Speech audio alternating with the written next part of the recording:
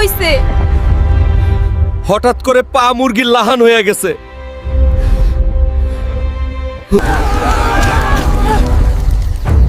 শরীর দিয়া মাশরুম বাড়ে কেন?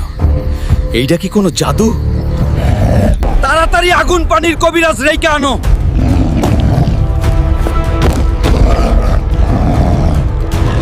ওরে তো জঙ্গলের কানি ডাইনি জাদু করতেছে।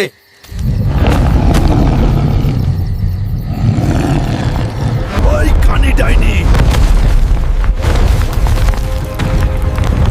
আমার মাইয়ার ক্ষতি করছস।